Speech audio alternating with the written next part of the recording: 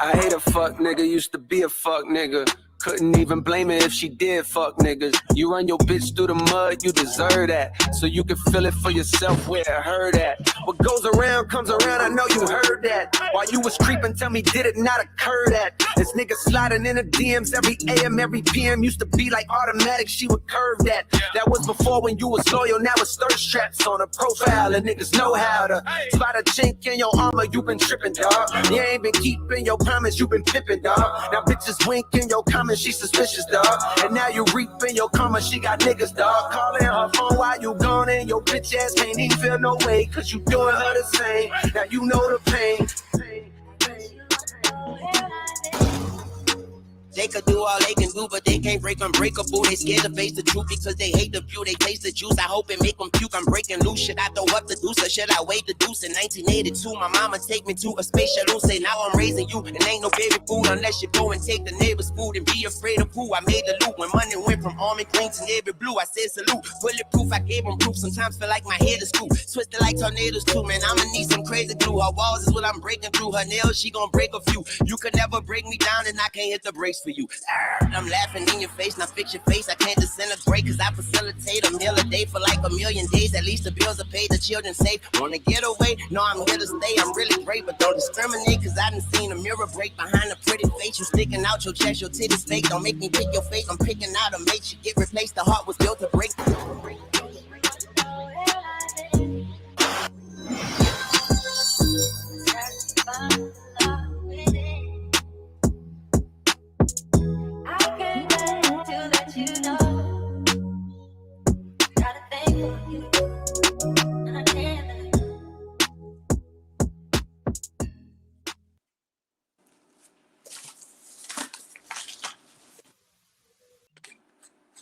Podnas with Face, Pat, and Tiz.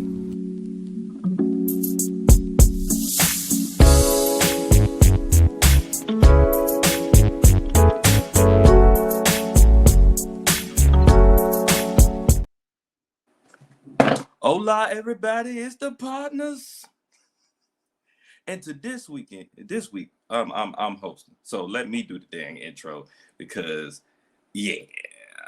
But yeah, welcome to the Podnas. Well, three homies that's connected, separated by distance, connected by brotherhood, having weekly conversations that you can join in on and talk shit with. You know what I'm saying? All right. And I'm the 1/3 of the Podnas. I am the Padawan, and I am along with. Yeah. You already know it's your boy Ted. I ain't got nothing else to say after that, man. And I'm along with. He's in here. He's in there. He might be rolling up, but he's Probably. in here. Just saw his face. Yeah.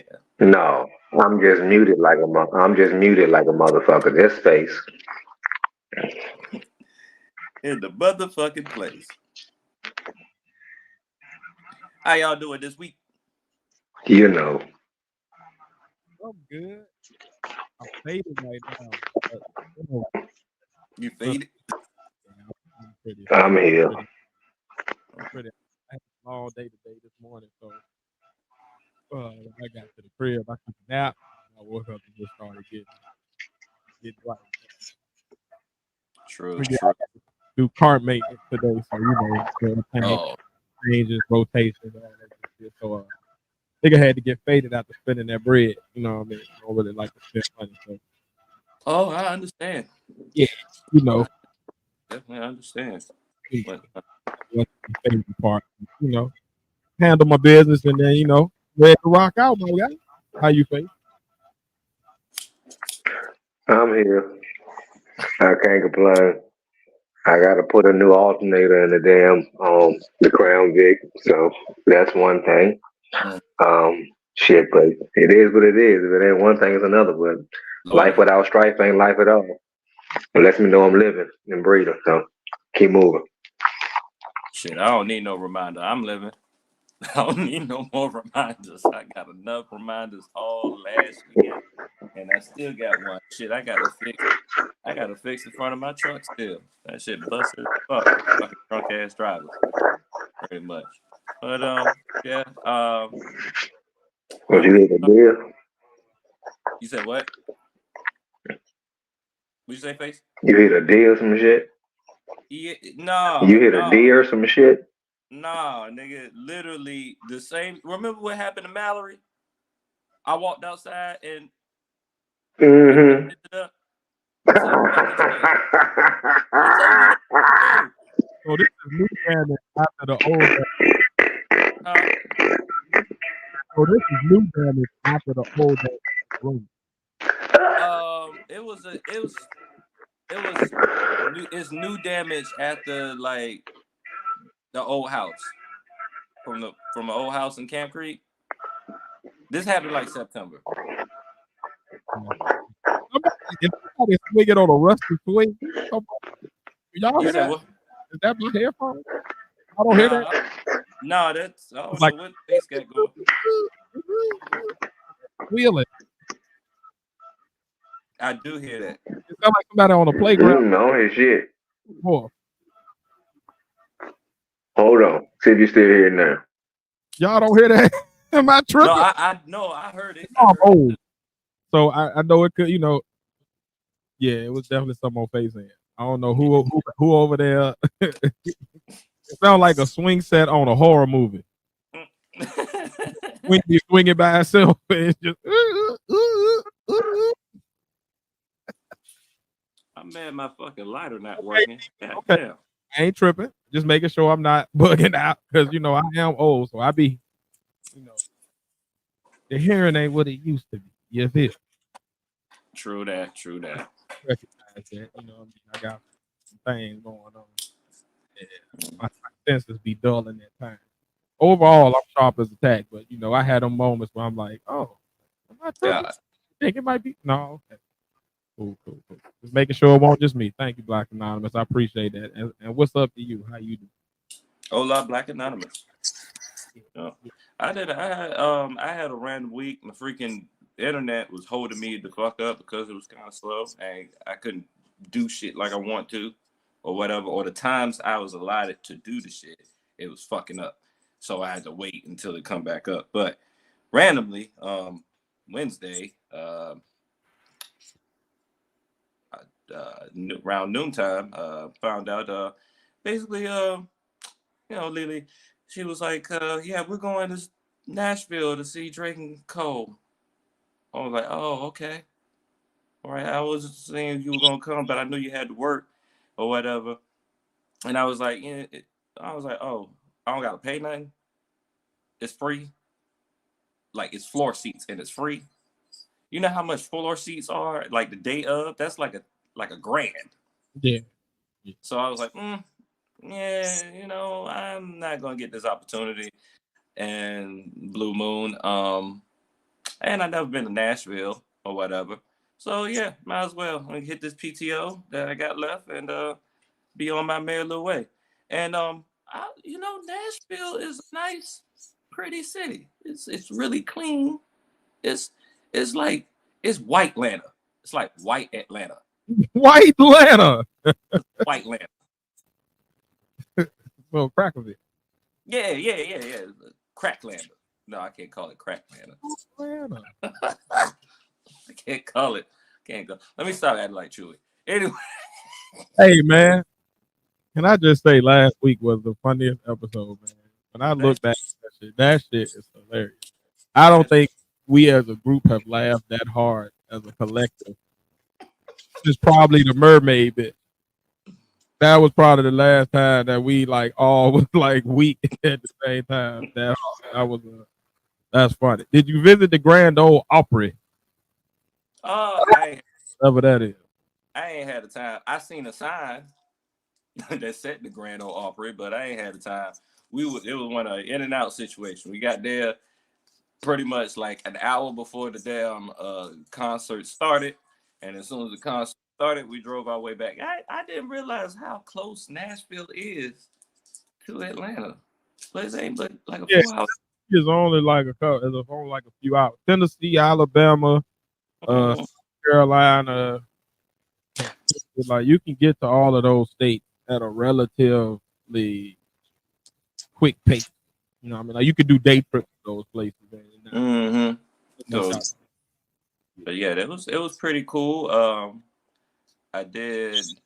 No, I didn't see the video at that Umar event, but they had Lil Durk there. Well, I have footage of it. I got like mad footage and stuff, so I'll probably put them in shorts and reels throughout the week. Plenty of content and whatnot. But it was fun. It gave me a little bit more respect for Drake. Pretty much. Did he wear that weird lizard costume? Lizard costume? You seen this nigga got on like the weird green outfit with like the spikes on the back, like the nigga. No, he didn't wear that. Look like a Ninja Turtle. He got he wore that blue like training outfit with white pants or some shit or whatever. Pretty much. But like when I was looking at him, I was like, you ever seen somebody and it's like they at a job that they might enjoy, but you see when the work kicks in for them, like, yeah, I like this job, but this is work. This is work. I saw that in his face. I saw that concern about performance, literally, and stuff like that. But I was actually that close to his face to actually see that. That was the crazy thing about it. Much. So I got a little bit more respect. Plus, he had a well put together show, and Lil Durk was like a surprise guest, so that was crazy. And Cole came out. J. Cole came out, so that was cool. Can't beat Cole. To answer Black Anonymous question, I don't think any of us seen the Umar event. I'll be honest, we don't really look for Umar. Like if he pops up in like the zeitgeist, we'll give our 2 cents on it. But until he actually has an event where the school is opening and kids are about to be taught, I really don't have a lot to say. I feel like we've said a lot on it. And at this point, it just is what it is. He is what he is. People gonna believe what they believe. I feel like we've put out enough content. The world has put out enough content for people to make decisions. And if you still supporting him at this point or still believing anything he say, then I feel like it is what it is. I'll check that out, and I may make a commentary or a clip or something about it this week. I'll check that out for sure. I see you said you sent it to us. I'll check it out, but we don't be checking for that nigga at this point. Like if you still leave or like it's a dead horse at this point, because like you put out shit telling people the truth about what's going on and they don't care, or if they do care, they've already hipped up to it and kind of realized it like, yo, it ain't. It's all entertainment at this point. Yeah, like I really, like I said it back in our first year, man. Like I really think that he's not a serious educator or historian, or I don't think he's none of those things. I think he's just a person that's a content creator. He's the same as like Aiden Ross, Nat, or Charleston White, or whoever else that just like he's doing. It's a caricature. It's like him doing it. I think he knows what's going to get clicked, so he does things, and it's a joke. It's like it's for entertainment at this point, not for edification of our people. So at this point, I don't really have nothing to say about it. Like unless he does something monumental or like, oh, it's something cool. You know what I'm saying? Like at this point, this nigga's trying to get pussy and money. You know what I mean? So he's just a regular nigga, and I don't think he's not in my sphere enough for me to catch him. I don't even think he's in my algorithm no more. Like nothing about him pops up on my timeline. Nah. You know what I mean? Not even on YouTube. So it's like, yeah, and I'm so disconnected from the sector. Like I got people, that still watch us, but I try to stay away from certain energies now. You know what I'm saying? Yeah. 40, like I really gotta I'm trying to get focused on some shit, so I try to stay away from certain energies. You know what I'm saying? If it's about relationships or something, I kind of catch it. But if it's about Umar, like it goes completely over my head. God bless.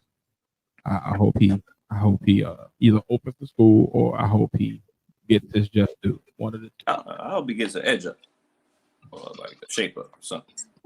I would joke on that, but you know, I'm between haircuts right now. I ain't get my haircut till tomorrow, so I don't want to say too much about both haircuts. But I definitely my shit trash right now. My edge up is trash, and my and my dreads need to be redone. I still don't care.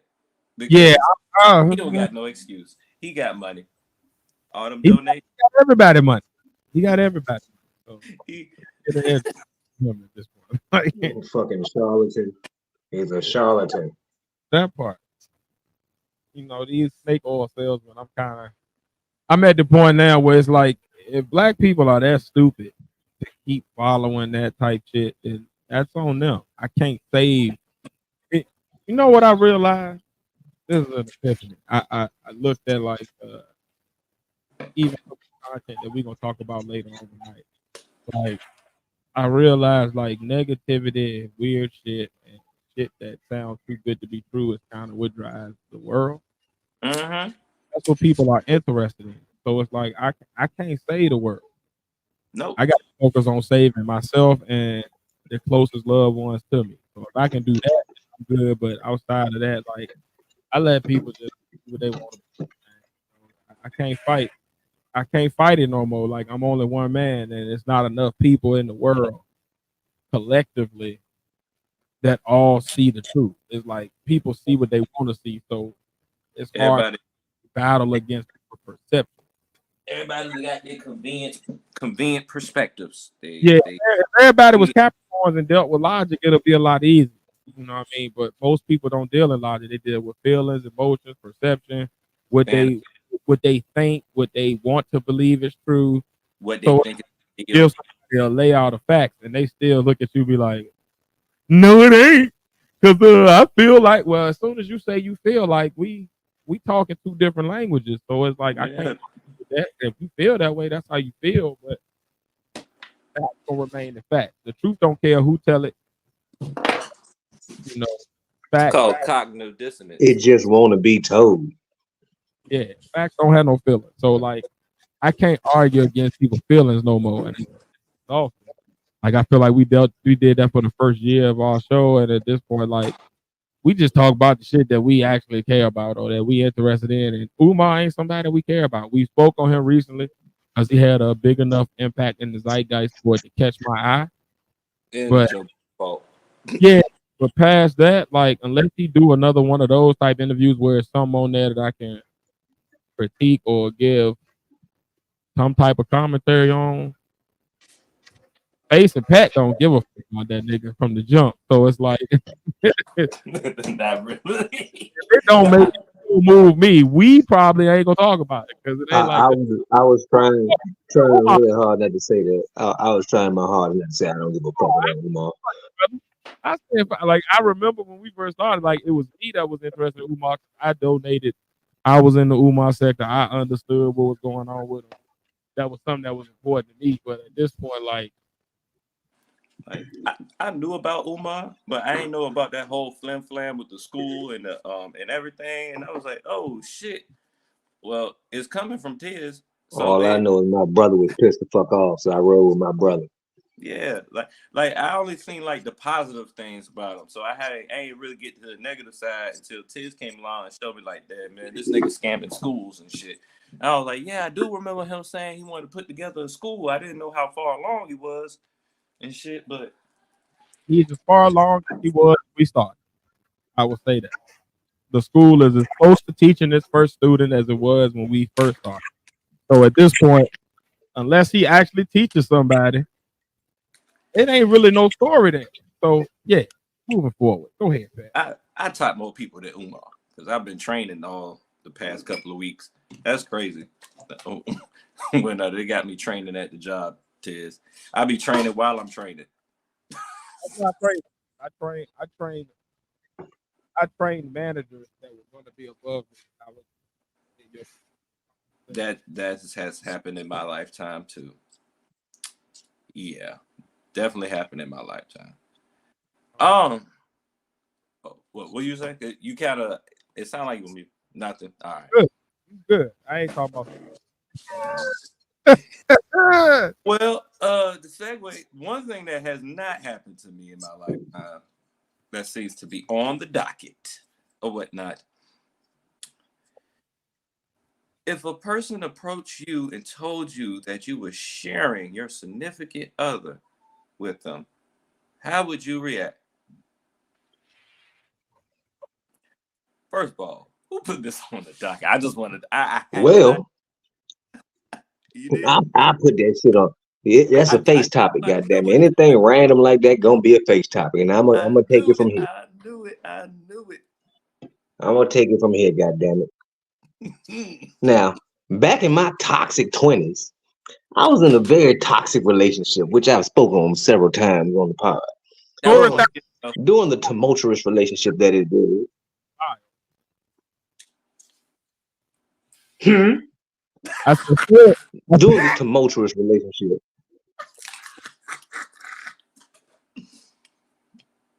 I said story time with Face was wild. Yes, it's quite a few episodes that I spoke on this bullshit. But during this tumultuous time, a lot of back and forth bullshit. No conclusions, back and forth. And one of these back and forth times, I was in my pistol carrying phase. So at this particular time, I had ventured to the city she was living in, and that's one of my times I was about to get it in. We gonna get my fornication in.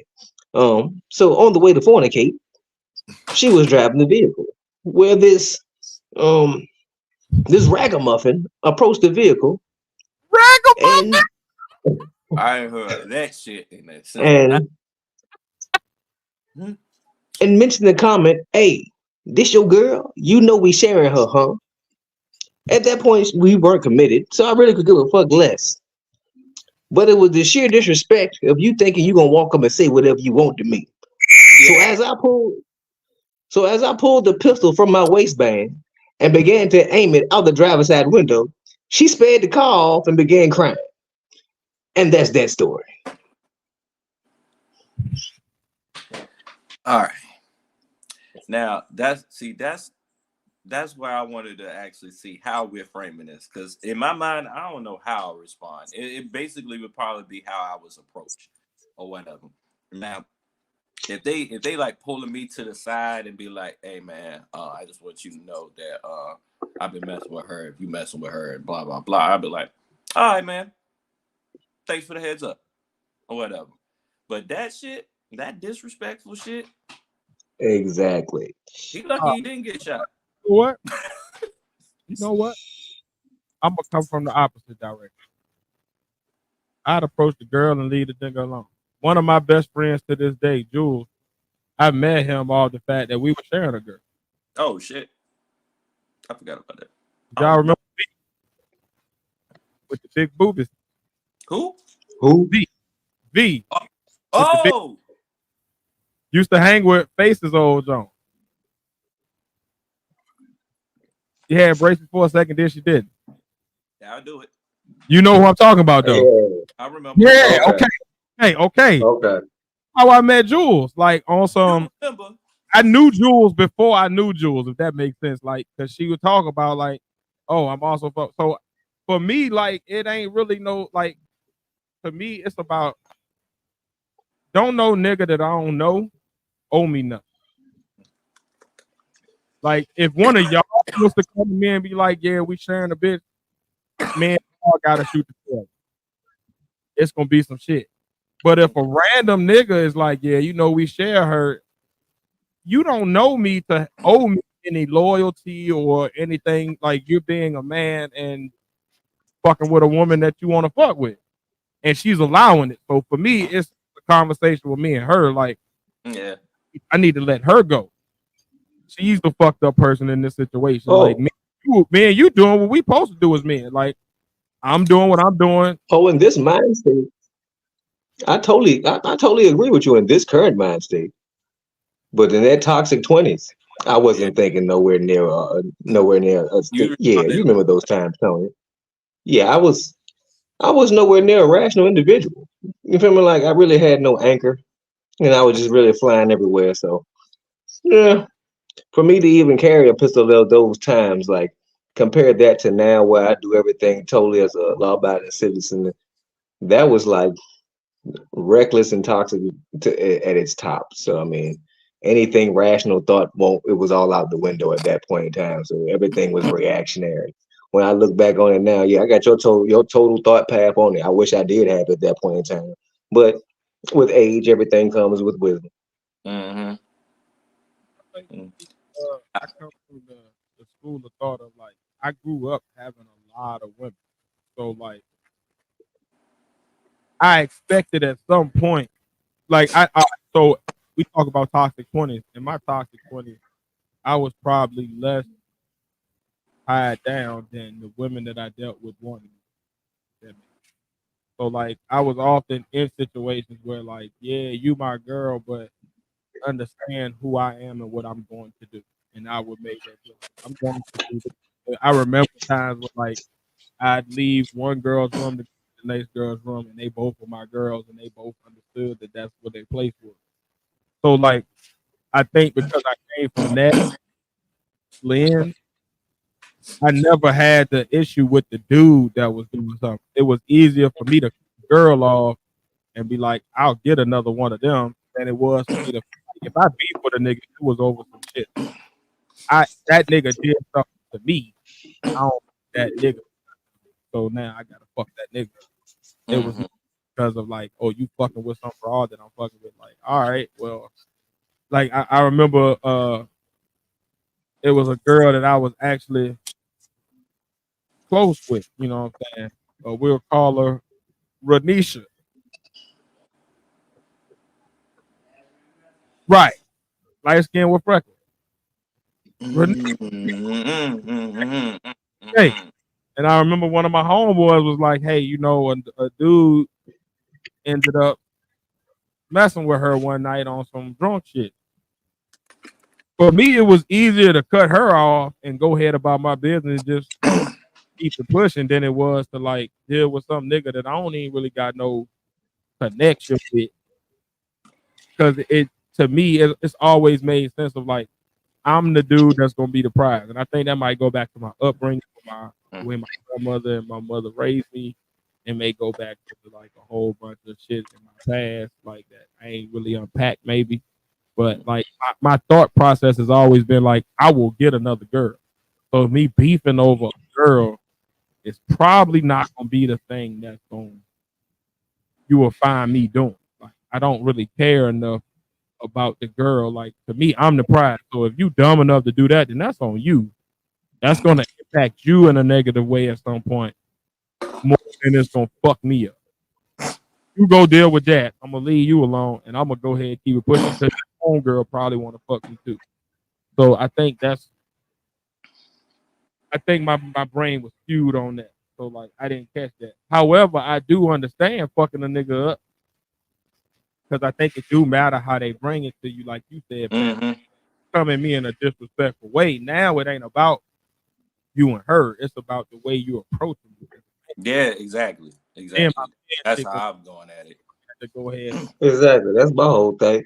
Approach with respect. I give a fuck less what you do with the bitch. Because at that point in time, shit, it is what it is. I don't give a fuck because I don't own no person. So shit.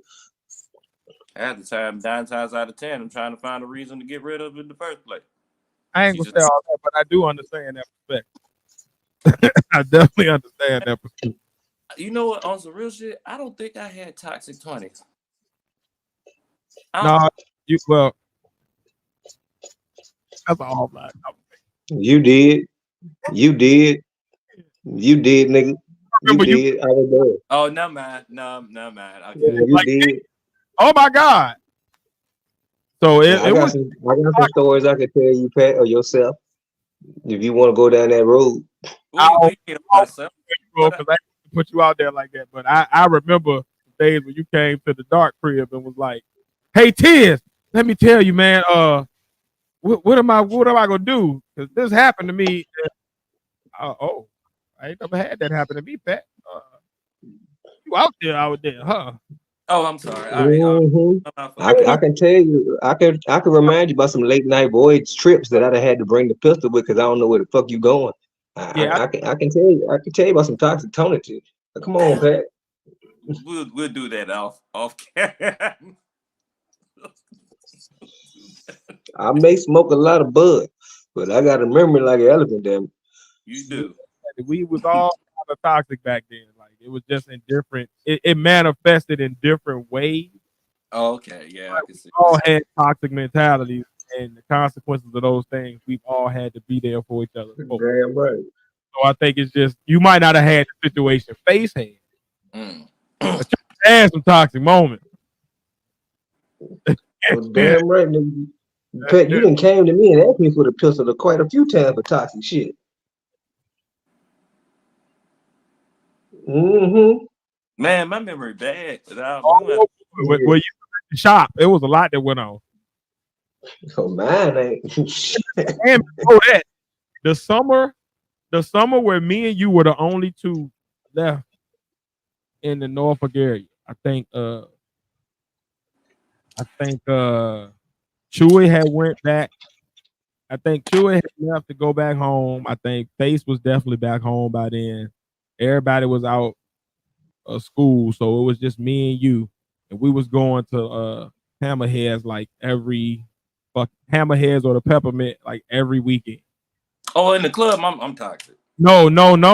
But during that time, I remember a distinct time you came to my crib and had this situation and was like, Tears, what the fuck am I gonna do? I don't know what to do. And I was like, well, Pat, I ain't never had this happen to me before. I don't really know what to tell you. That was some toxic shit. Because whatever preceded that moment was damn sure had to be toxic for it to lead to that toxicity that you brought to my crib at that moment. You're right. I'm gonna leave it off air, but just he just said, you right.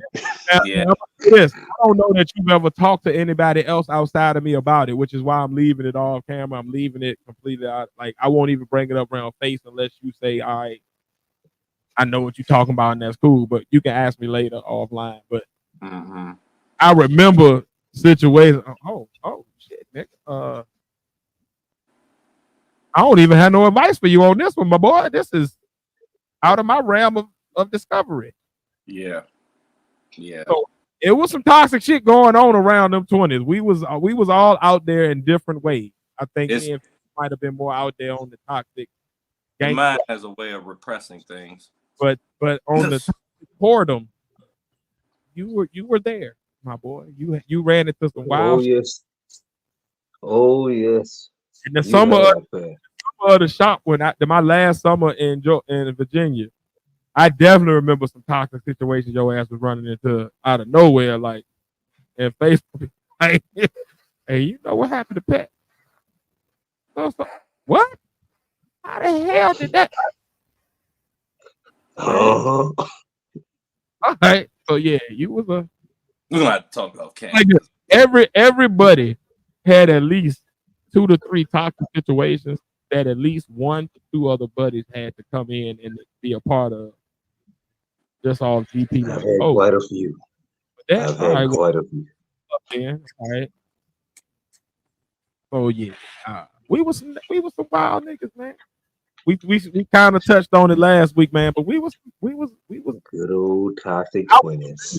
Come to the fighting and if it was fighting or stabbing or shooting or something like that, I probably was in the mix of that. But on everything else, we were definitely some wild boys.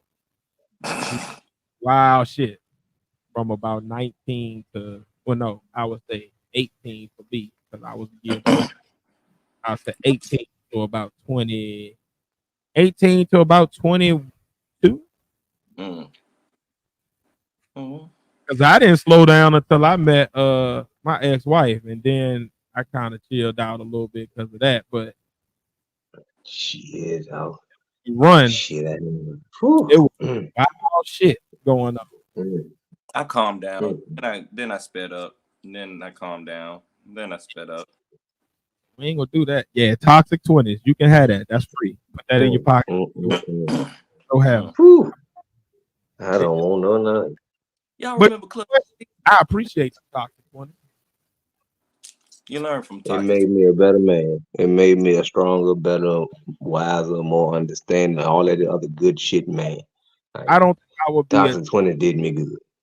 I don't think I would be as knowledgeable. I don't think I would be as calm as I am now if I didn't get all of that out. Like I feel like I lived a full life in my 20s, so that by my 30s and 40s I didn't have to like feel like, oh, I still want to. And you got some grown ass little boys that be in their 30s and 40s that's still trying to live out some glory days because they didn't fully engulf themselves in life. They didn't fully live all of the aspects of life that you can. I feel like in my 20s, I really like I traveled, I partied, I sold my royal oats, I got all of my aggression out, I had to deal with some real truths.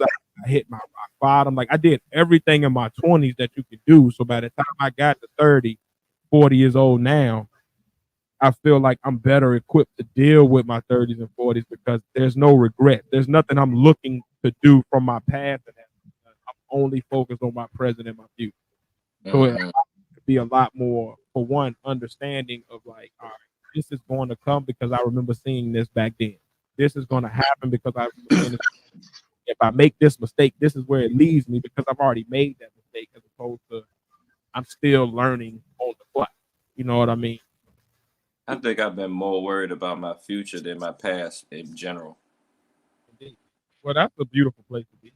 I'm getting there in the past 5 years. Nah, I ain't saying. Yeah, Face is the only one that is not. Me and Pat are single, ready to mingle. We out here chilling, living life. We just living life. Pat out there fucking on small bed, little bed. Face is happily married, full blown man. Still, he was a married man, but I've been divorced for the past year or something. So I'm out here. And Pat, and I'm the longest reigning Pat single nigga. Chooses to get tied down to anything. He's just been single for years. But yeah, me and Pat out here. The long lock boys, we out here. We out here slanging that thing. For everybody. I'm putting in applications for a second and a third. Just put that out there. Hey man, I ain't taking no application, man. You either catch me because it's kismet and it's meant to be, or like whatever. You know what I mean? Whatever. But yeah, I'm out here chilling. I have a different mindset, you know. No, whatever. I did my last year when I first got divorced and kind of did my little exploring, and I'm good. I don't like the dating pool, so I'm kind of at the point like you got to be special as fuck to lock me down. See, that's why I've been single for so long because they got magnificent shit. I don't like you to be like, oh yeah, you the one. Outside of that, I'm good. You go ahead about your business because you ain't about to. Now I had a resume. No, I got one of them jobs that if you happen to know me and it worked, cool. But I ain't taking no resume for it because I find that people be lying on their resume. I ain't got time to do the background you check. Falsifying your credentials on your wifey resume now? Yeah, they been doing that shit. They'll tell you all the great shit, and then you get to know them, and you be like, "Oh, nothing about you match the shit that you said." I'm good. So, like for me, I'm on some like I'm on. How many personalities do you have? And I feel like whoever comes into my path naturally will probably be the best thing for me because they gonna be something trying to holler per se. It's gonna kind of just link up because our personalities gonna work. You know what I mean? And that don't mean that I ain't open to dating. I'm just not like if you when I all right. Let me. I'm open to dating, but I'm not open to somebody aggressively pursuing me because I feel like if they're pursuing me specifically to date me, they're probably going to try to give me their best version.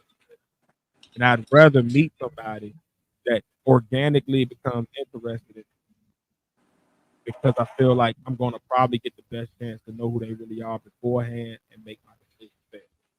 I don't want the representative coming to see me because you're trying to catch me, if that makes sense. And that's what I've run into a lot of women. Like, you either don't want what I want or you want the shit that I want, but the way you go about life just don't match with how I see life. Like organic, like, you know, what's that movie? What's that show? Y'all remember Winnie and Kevin on the Wonder Years? Yeah. I want that type of shit. Like, well, we cool, and then like we had that moment, like, you know what? We really should fuck with each other. Yeah. Because then I've known you when you won't, like, oh, I gotta show him my best self. Like I've seen your fucked up side, and that still matches with who I am. And you've seen my fucked up side, and that matches with who you are, and we match. As opposed to you trying to present what you think is gonna best match me, and then I find out later you can't live up to that. Like I don't want the disappointment. I'd rather just have some shit flow. You know what I mean? And yeah, dating does suck. Absolutely. But I Shannon Sharp shit. I am open to them older ladies. I seen this 60-year-old lady on the internet this week. If 60-year-olds looking like that, come on, Nana. Come on, Eleonora. Or the Bernice Bogos type? No, nigga. Bernice like 40, 50 something. I'm talking about this lady is like a 57, 60-year-old. I've seen some of them though. God damn. If they looking like that, hey, if they looking like that, they've been like that all their life. I take that. Eleanor, come on now. Miss Mildred, Miss Mabel, come on now. I'll take it. Y'all want me to honestly answer that question? Here's my honest answer about that question here. What? I have a lot of female friends. Not all of them I have done anything with at all. A lot of them I have. Whatever. And I've seen the shit they've done. I see the shit. I see how they be fucking niggas up. 2, I've witnessed, no offense to you, Tess, in your situation at all, but I've witnessed a lot of divorces. That's no offense. Oh, that's real. Yeah, and statistics show that the guy ain't normally the guy. The guy is not normally the person initiating divorce majority of the time. So now I'm like, all right, first of all, you know how hard it is to like a person? So now I have built up this work to like you so much, to give you a promise ring forever, to stay with you forever. And then you just get tired of my shit because I'm work too much. Or you get tired of my shit because you just tired of my shit. Even though I'm tired of your shit too. I just don't be saying shit because I want some peace. Like, no. And then, work this, that, and that. I don't want to have to spend majority of my life worried about what I'm going to hear when I get off work. You know what I'm saying? That's just not one of them things that I feel like how I want to formulate my life. So yeah, you have to be like, because I feel like anyway, I feel like with marriage and stuff like that, it has lost its not appeal, but it's magic that it had before. Like, when somebody say marriage, that's a forever word. Now it's like, so being that I treated that word as such in my head, you gonna have to be because I'm comfortable the way I'm comfortable single. I'm comfortable single. So I'm at peace. You know what I'm saying? I don't gotta worry about nothing. But so for me to disrupt, for you to come in and disrupt the peace, you would have to bring even more peace than I already have. You know what it is? And I think, I think this will probably encapsulate everything we're trying to say. You gotta be my nigga for you to be my woman. So, like, for me to take, like, at this point, I think we all passed the whole phase. Like, we're ages where, like, the whole phase, we've already gotten that out of our system. So, like, it's gotta be something past. So, like, now you gotta be my friend that I happen to have sex with and love too. So, like, my friends, when we get on each other's nerves, we still fuck with each other. It's still a certain forum that we use to talk to each other. It's still a way to communicate with each other when we have a moment that don't make each other feel like, oh, you ain't shit. I think that like if women thought about relationships that way, they wouldn't look for divorce that much. Like, there's nothing that's gonna make me stop being my nigga's friend. Like, I'm gonna be friends with Pat, Chewy, Jules, Faith, Cherry for the rest of my life. Like, that's a lifelong bond. But in that, there's gonna be moments because we're human and we're not the same person and we get on each other's nerves. But I'm also gonna take that into consideration of like, there's no getting rid of you. So me talking to you crazy ain't gonna make like it does me no service. So let me like still when I'm not cool, when I don't like you, let me still be cool with you. Let me still have respect for you. And I think women often forget that like when they don't like you, they treat you as such. And I think men are built to like we're more built like if you look at men's relationships with their friends, men have lifelong friends, women have friends for the past 5 years. And then they rotate half of them out. And then they rotate half of them out. And I think it's because women are looking for each other like transactional. What are you making me feel like today? And men realize like you ain't gonna always make me feel great. Some of that may be necessary to make me a better person. Some of that may be that you having a different personality, but I ain't getting rid of you. So how do we figure this shit out? Because you still will be my nigga. We still will talk shit. Like, so how do we figure it out? And I think if women look at relationships like that, I think we get to a better place. You know what I mean? Like, like for the next woman that becomes my woman, she's gonna have to be my homie. But like, I would kick it with you the same way I would. But we also are attracted to each other physically and want to fuck each other. And if we got that, I think that'll dictate a lot of the conversation we have, a lot of the communication we have, a lot of the ways we deal with problems. Like, I'm the messy brother, face the deep freak brother. But we've been able to live with each other for over 20 some years because of the fact that like we understand each other. Sometimes his neat freakness gonna get on my nerves, but I still love him. He's still my brother. He ain't going nowhere. Sometimes my messiness get on his nerves, but I'm still his brother. He love me. I ain't going nowhere. So like we able to communicate like, hey, bro, you just do this, and it ain't no. I feel like you come like it ain't no coming at each other. It's more like how do we fix the problem? Mm-hmm. I think a lot of times in relationships, men and women get into this thing of like, let me make you feel bad about what you did instead of let us both attack the problem and figure out what's the solution. How do we actually get past it so we can continue on being cool? And if women would do that with me, that's probably what I think. Mm-hmm. And a lot of times in our relationships, we don't even like each other at first. We go through something and then hey, we just cool. For real. Whatever.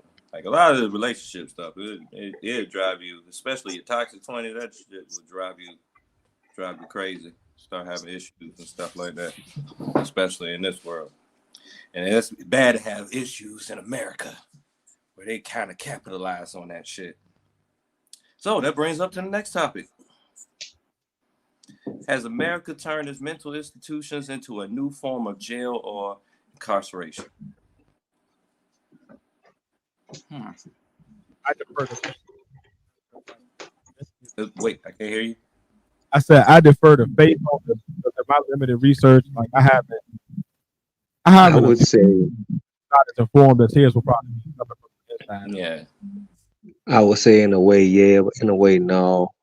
The way you got a lot of people being kept in the hospitals by police order or I say judge order, or the way they're being able to put you in jail just because somebody says something or you may be in crisis. Yeah, but in the same way, I see it as protecting these people with mental issues rather than have them in the streets and doing wild shit and people taking violent issues or violent measures against them.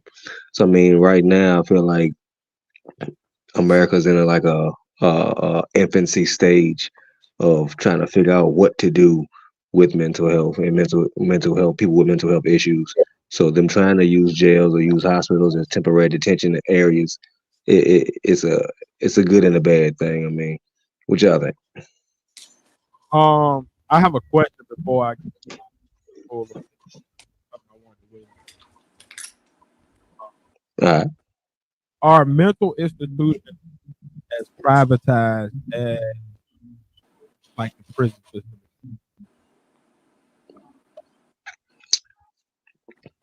Yeah and no, because you have state facilities, you have hospitals that are privatized places that were being used as mental facilities as well too. Then you have other smaller institutions who are opening up to house what how can I say mental people with mental health crisis or who are in crisis with mental issues. So you have some places who can hold up to 400 beds, well, like state hospitals. Then you have places who can hold up to like 50 beds. Well, you got regular hospitals, and then you have like the little private places where you got like 16 to 20 beds. So my next question, I'm sorry, I'm gonna shut up after this again. Still. Nah.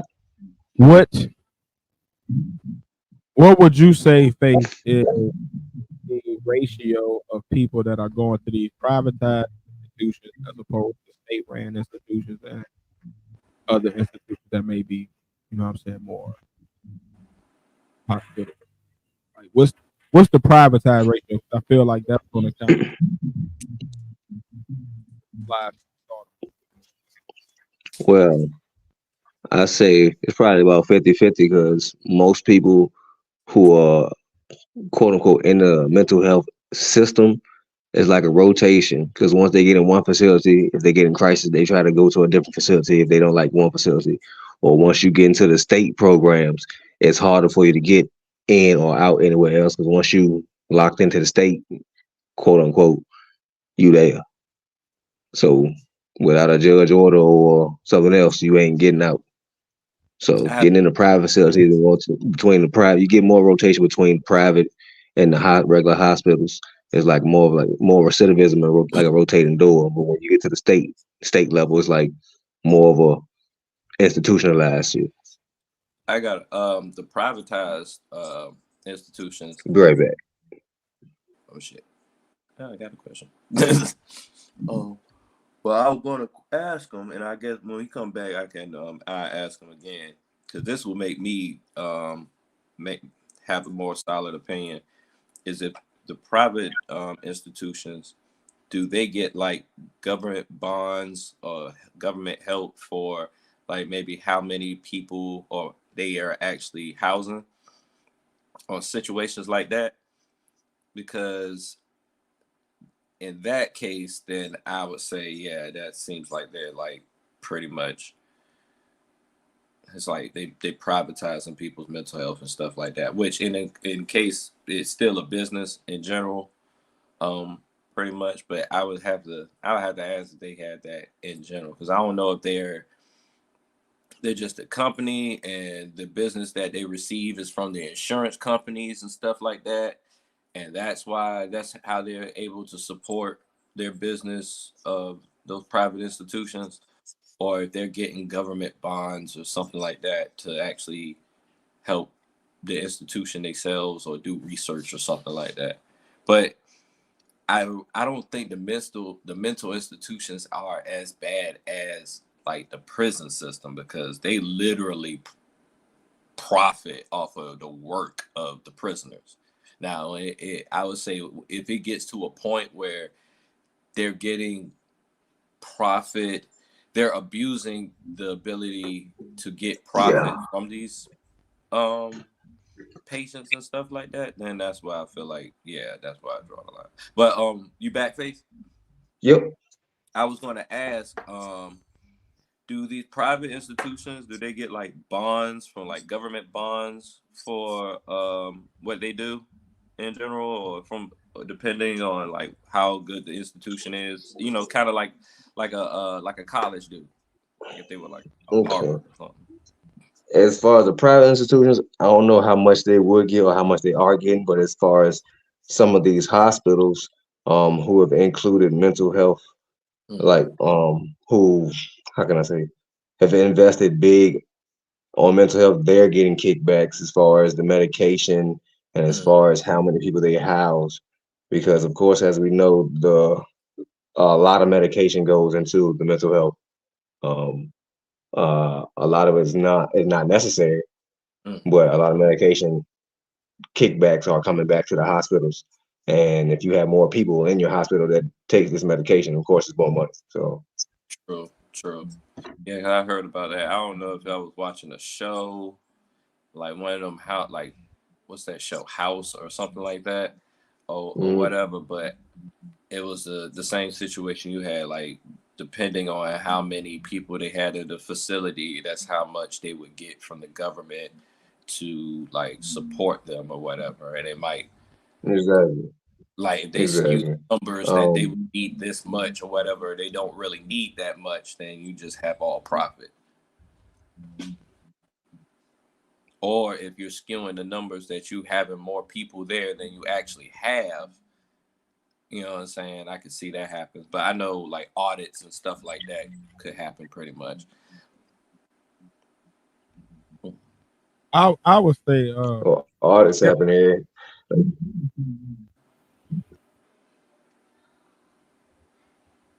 go ahead. Go ahead, too. I was just gonna say I think it depends on profit is factored into the success of the institution. I noticed that with incarceration, a lot of prisons and punitive facilities are driven from the inmates themselves and how much money they make. I don't know how much money is passed to institutions and how much profit is a factor in their ability to be sustained. So I think if they're a facility that's profit based, then yeah, it probably would be some corruption and some issues that like mirror what you see in prison, because then their focus isn't on like the rehabilitating and getting better and getting the help they need. The focus is on money. And whenever you have money as the driving factor for something, it's subject to corruption and to people doing things to people that are not helping them, but only serve whoever's actually the one that's making money. So I think that's why I asked about like how many facilities are privatized. If there's a growing number of privatized institutions that are getting mental patients from the government, you know, you go to a court case, whatever, and you're sentenced to this, or you go to the hospital and they send you here. If most of those places are becoming privatized, it's gonna be a bigger issue because you're looking at no longer focused on the help and rehabilitation of the people who get, like to give people the mental help they need. Focus on how do I make profit? How So do I earn money? what you do have a rise in is more of a privatized housing facilities form, where you have more of a like of how can like you may have 3 or 4 people housed in the same one in one place, and the person providing the housing is getting government kickback just because they're providing the housing, and everyone there is an independent living, but they're being given the housing facility. The person who actually owns that place is being paid, even when all they have to do is provide the house. So I mean, at a certain point, you may have to deal with that person, but it's not in a punitive way. But it is still okay. Just because I have a house, I can put these people here and get money money kickbacks. So it ain't to a place or no rehabilitation, be a rehabilitation or punitive fashion in these instances. It's just I see a way to get some money, so I'm gonna use it to get some money. Mm-hmm. So yeah, like I would say that if that's the case, then yeah, it's probably going to be closer to. It is going to be becoming operation because now you're looking at facilities that are based on profit, just like prison is. So they're going to be looking to throw people in those. May not even belong there anymore. May not belong there in the first place, just to make them fill a quota to get a certain amount per year. And that's when you run into a lot of trouble because you get people misdiagnosed, people mistreated, a lot of malpractice going on. The people that suffer are people who might have a mental issue or the case, or they might have mental might not have been as egregious as it becomes because of the treatment in these facilities. Is that the training in the facility? No, I didn't say training. Oh, What I said was, if privatized institutions, like they said that the housing places that are housing these patients, right, are growing and they're becoming more privatized. They're going to be more like the incarceration. So they're going to be more like the jails and prisons because their job now is profit, which means you're going to get more misdiagnosis of people who are diagnosed as having mental issues just to get them into facilities so you can make money off the numbers, or you're going to get more treatment of these people. The people there aren't actually here to help. They're just keep you there as long as they think necessary. So you might have a mild mental issue that could have been solved and helped given proper corrective treatment. But now you got it where they're exacerbating these people, making them worse because it pays them more money to keep these people safe. That's true. That's true. Yeah, I would just see. I would say they probably would have more of a lesser rate of corruption in prisons in general, or whatever. So it wouldn't be so much that you would. I feel like it would have to be like a rising uptick of facilities in general. Like if it's like it seems like whenever there's like is some type of industry where it seems like it's booming and people are just making them businesses out the blue, that's when you start getting the scams and corruptions and shit like that.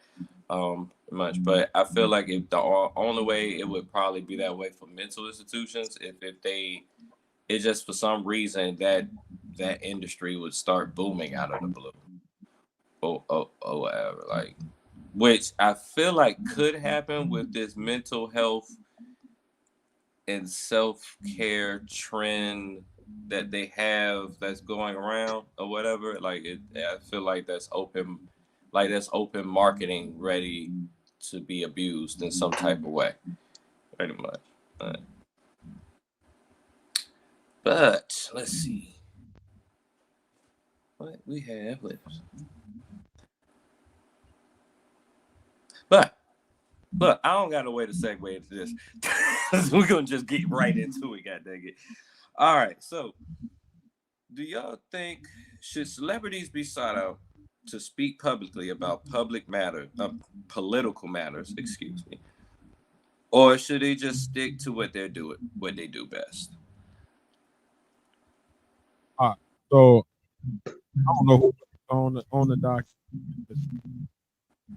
Good conversation. I would definitely say I think celebrities should be treated as regular. Right? So like if anybody has actual knowledge on the political discourse being had, should giving whatever their opinion is to what's actually going to be the outcome. So like if there's a thing about voting, right? Everybody who actually has work, who has knowledge on the history of voting rights, on voting rights in general, should speak out because it's valid and it leads to where the politicians we have like needs to make educated decisions, right? I think the problem is speak out for clout without always understanding actual policy thing. So they end up looking stupid, which they devalue support. So you have people like when Meek Mill spoke out against like the incarceration rate and like necessarily belong in jail. I think he's effective on that because he's lived through that. He understands that. He knows what it's like to go through the court system, the federal court system, and he had a perspective that was balanced. So his voice matters because he bring more awareness and attention to this subject and get people that are not famous, part of the regular public, are going to be focused on these initiatives. And it gives them more awareness, right? Mm-hmm. Celebrities and speaks out political issues that is unknowledge. They don't have the knowledge on that subject.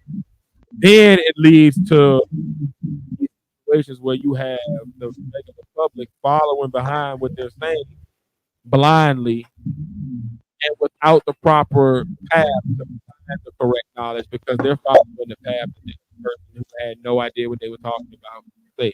So I think yes, celebrities should, but just like I feel like the general public should. If you're a regular Joe Schmo on the street, and you know a lot about the housing crisis in your area, migrant issue in your area, or the abortion issue in your area, then yes, speak out.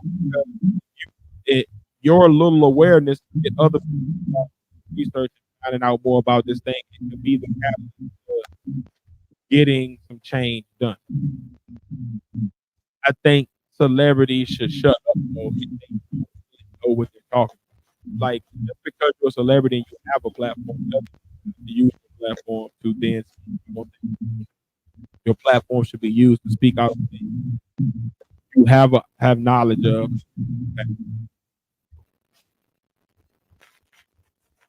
I think I agree with you, and I also think that the media outlets should also have discretion over who they ask certain questions to. It's like what Dave Chappelle said, like, where is Ja? Where is God?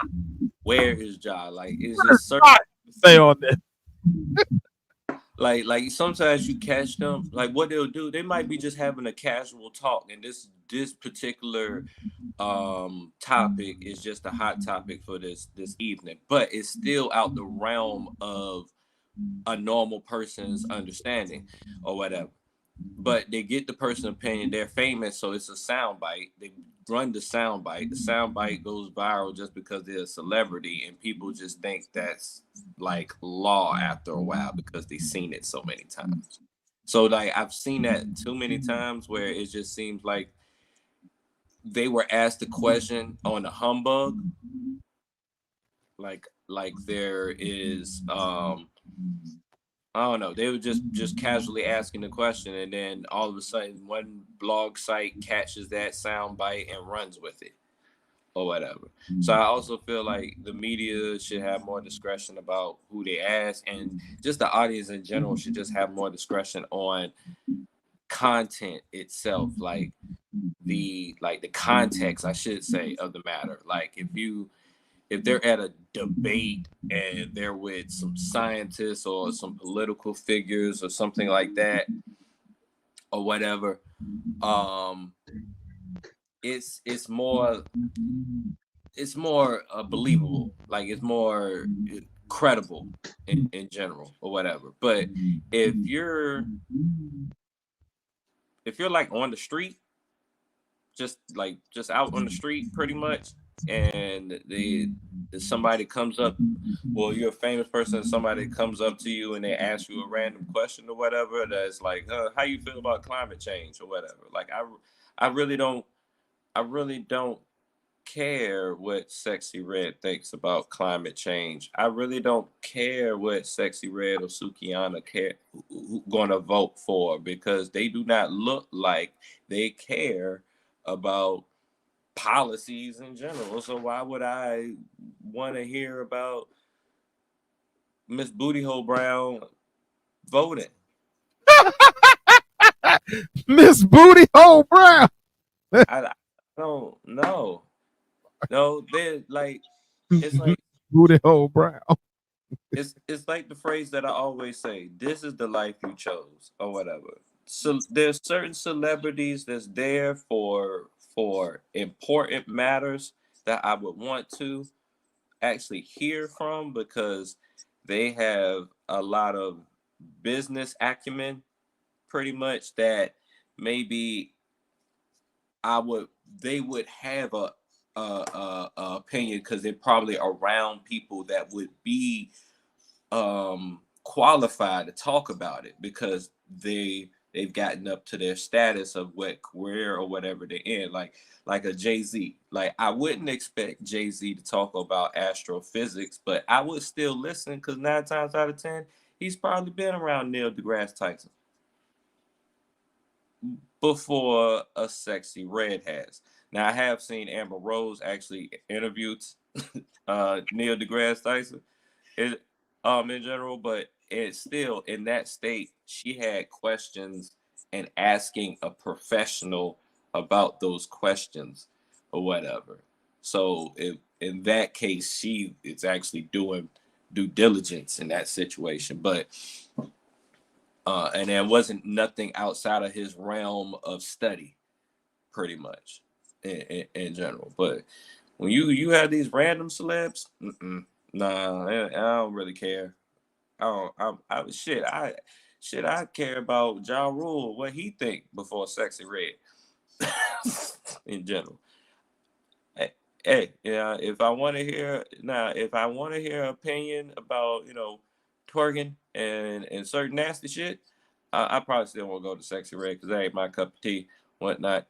And I look at Sukihana as comedy, so I'm probably going to do that either. So that was probably a bad example, and I'm going to just shut up now in general because they're usually all bad examples, but they entertain me and whatnot. Sukihana has ass, so that's my rant. She do. I'm sorry. I'm being honest this year. I am being honest this year. Being honest and being forthcoming is two different things. You gotta come forth with everything. Hey, nobody ask you about Sukihana ass, nigga. I'm an open book. The fuck that guy close that book, nigga. Sukihana look like a goddamn animal, a muppet. I ain't say what she look like. I just said fuck out of here. I just said her ass. I ain't say what she look like. Well, You got a fetish for Muppets, huh, Pat? A Muppet? Muppet? She say you look like the Cookie Monster? What what the fuck is wrong with you? Cookie Monster? Shit to do with that. You looking for bitches that eat ass, huh? You looking for bitches that eat ass? Nah, what the fuck, man? Nah, hell nah. That trying to get swallowed up. He wants to get swallowed up. Pause, bro. No, I don't go to that church. I don't follow that faith. Thank you very much. That's why he was talking about the whole Brown. That was a lyric in her song that I can remember.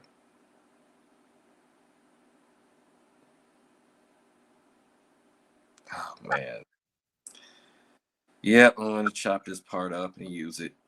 I'm gonna use it in a reel. Yep, because I have no choice, even to my own discretion.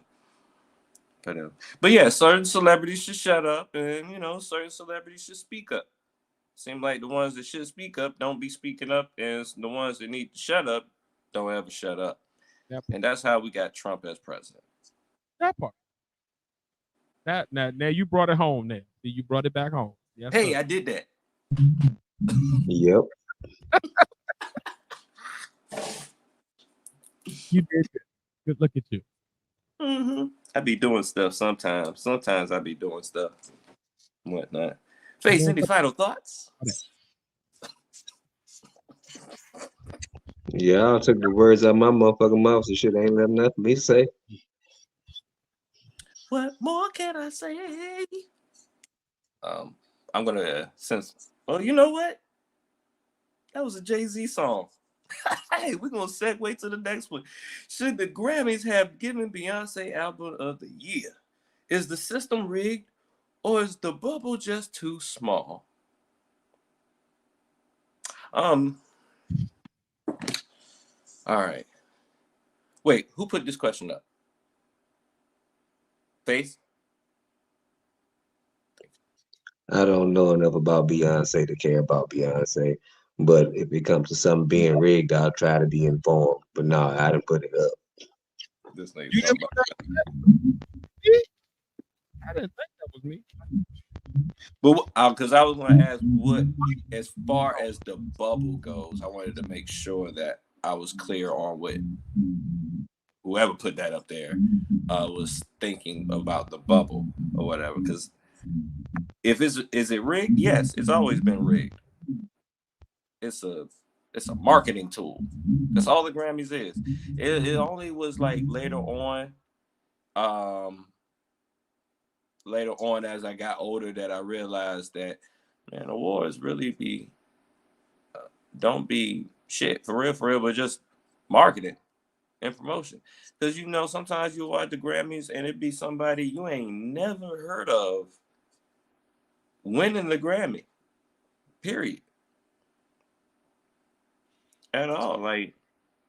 So I feel like if anything, the Grammys need to be updated. They need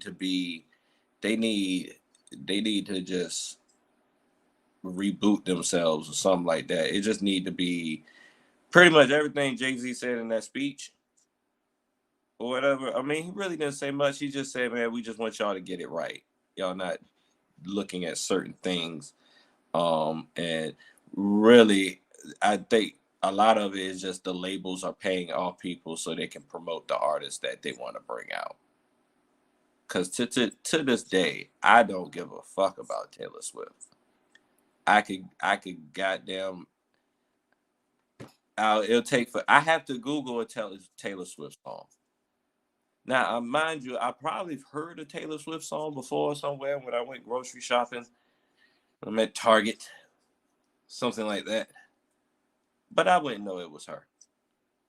To this day. And Beyonce, yes, I have. But I feel like, I don't know. You got a thought on this before I go?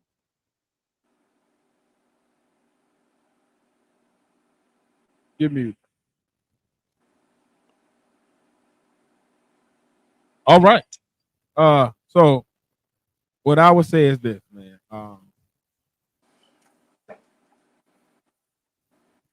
Unpopular opinion. I don't think that the Grammy. All right. So when we talk about rigged, I would say like if you're talking about something that's rigged, that means skewed in a way that will prevent the correct thing from happening in a situation. Right? I think a lot of times we forget that we are the minority in this country. Like we're only 14 to 16% of the population, totally in the entire country. That's true. People move toward and relate to things that are going to be relatable to their personal life. It's the reason, so it goes past the Grammys, but if we just talking about the Grammys, if I am a white man that's old, I probably more than likely heard my niece or my nephew listening to Taylor Swift before I've heard them listening to a Beyonce album. So even if I haven't heard any album on the docket, I'm going to be more familiar with Taylor Swift. We forget that these award shows are like popularity contests. It's who people know the most for these things. A lot of these Grammy voters are not actually listening to these albums. Some are. I'm not saying that none of them are, but there's Grammy voters that might not have heard any album, so they're going to go with who did I hear the most about in this past year. And if you're a white person, you probably heard more about Taylor Swift in the past year, especially when the NFL even has white men knowing who Taylor Swift is over Beyonce, because Taylor Swift's been to these football games and they made a big deal about it. Like they're using that as marketing. So we got to remember, as 14% of the population, we like what we like as a culture, but our culture is only 14% of this large pie. And 86% of the country is skewed more toward white culture because that's what is more predominantly portrayed in the world at large.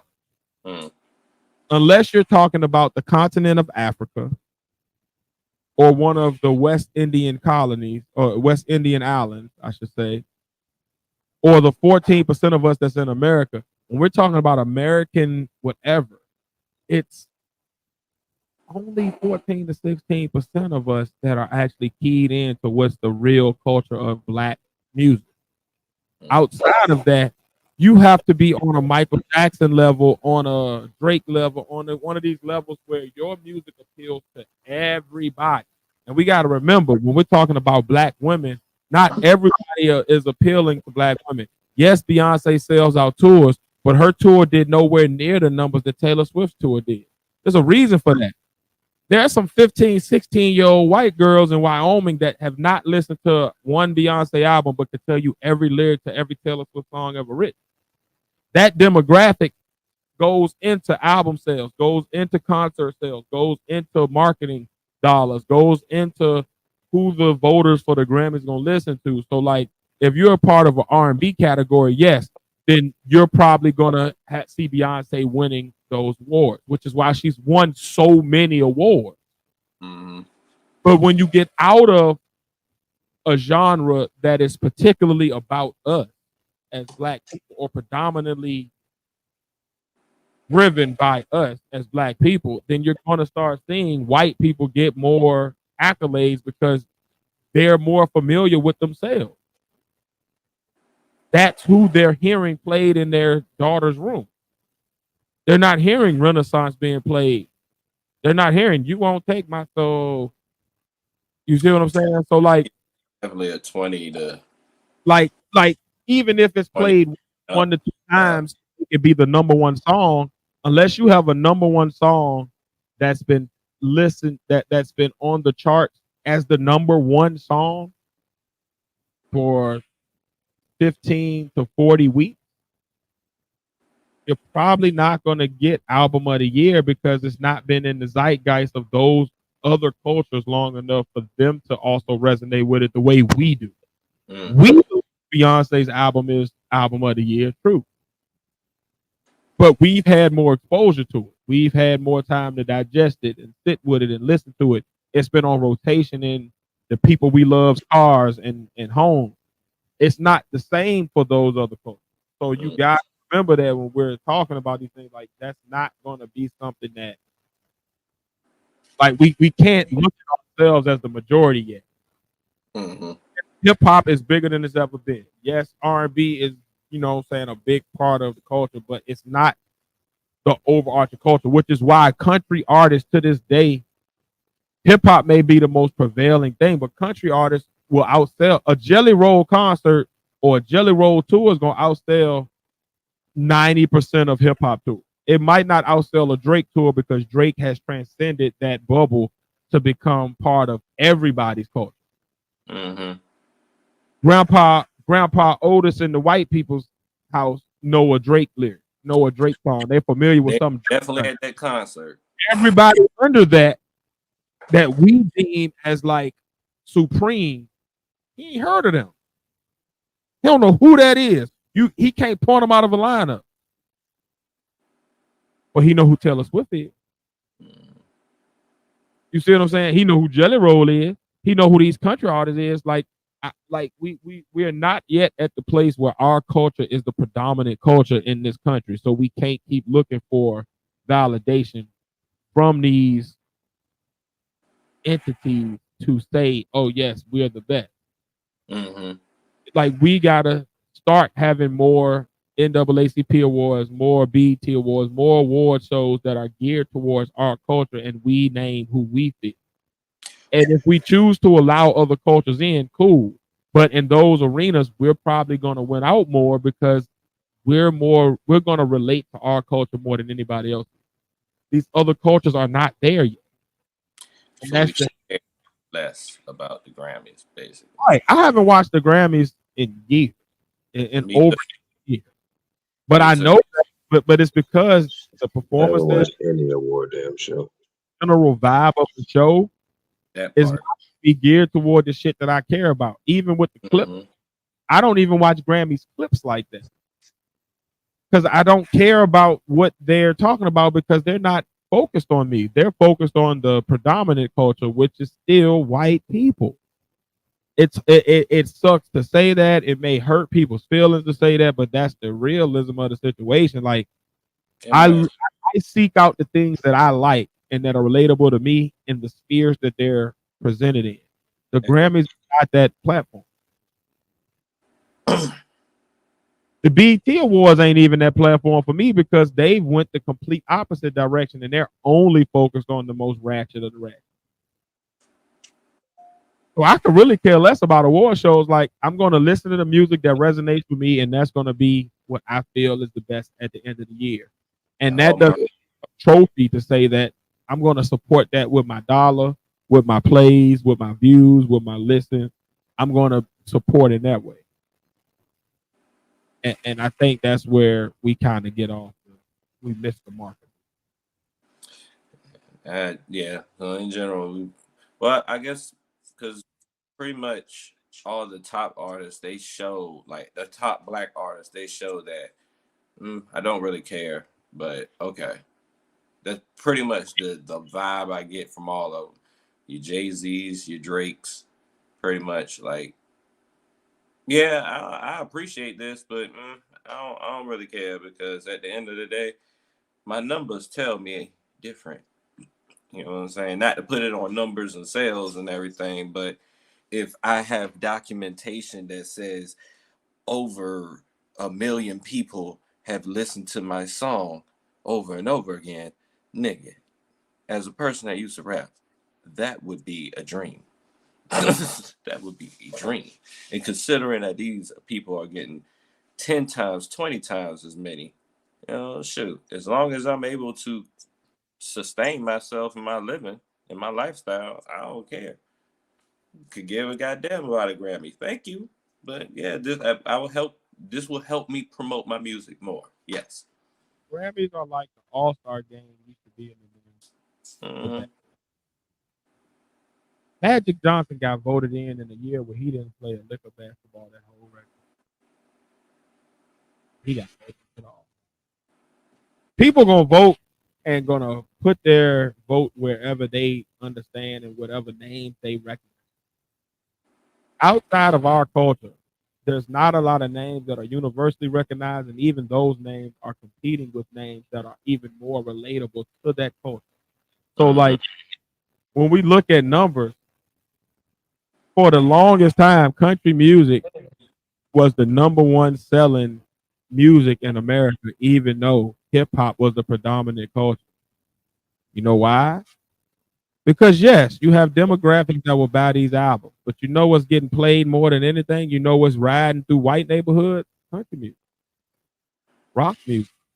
Not only that, in stores, Pop music. When you look at the pop chart, if It your sure song ain't Sexy Red.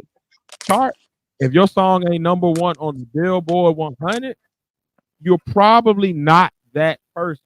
And even then, if you look at how long some of these white, like you will see Taylor Swift in the top 10 of the Billboard 100 for 40, 50 weeks for the same song. Other black artists have hit that mark, but they've come and gone throughout that time. But her shit is consistent. That means on the radio, which white people still consume, they've heard her song every week for 40 weeks, whereas this other song they might have heard for 3 weeks and then it's gone. So they don't forgot about that by now. But they still keep hearing, well, you only got bad luck. oh, So that song. So when it's time to click on the voting button and say, hey, who the best? They gonna click with that. I remember that. That's still in my head. That other song that came out in January, that ain't there no more for me. So like we gotta keep looking at, like, we're not the predominant culture in this country. We're just not. I've been telling y'all to go back to Africa and cut the borders off. We want Beyonce to win album of the year. Let's have our own awards and give her album of the year.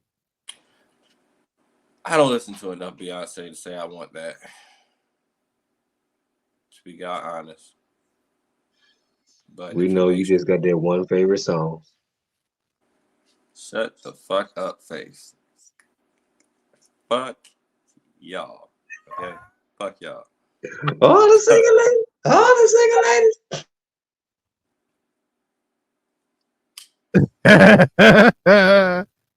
If y'all don't understand that reference, Pat had a purse. It wasn't a purse. It was not a fucking purse. It was a bag. It's a goddamn bag.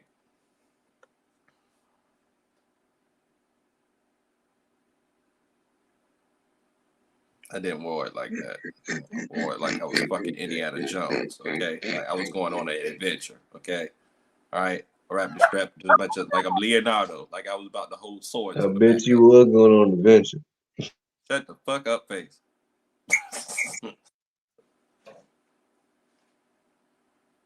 Everything I say is corrupted in some type of way by y'all motherfuckers. Said immersed. No, it's not immersed, brother. A certain age, Rodney. God damn it. It was one of them little book bags that the girls used to wear back in 3rd grade. I remember them book bags. They ain't never had shit in the book bag. Anyway, It was I an do old fuck with his. fashioned over I your fuck with shoulder, Rodney's. one strap purse. I fuck with Rodney's avatar. That's hard. It's like Mace Windu. Found your lightsaber. Oh man, he back. This nigga said a manny pack. That's good. That's good. That's good. Yeah, yeah, very much so. That's very much so. It was a merkin. Respect. Okay, proceed, Pat. So the Grammys ain't shit. All right. Yeah. And so is y'all for saying this shit. Fuck. Fuck, what else gonna carry shit? What the fuck?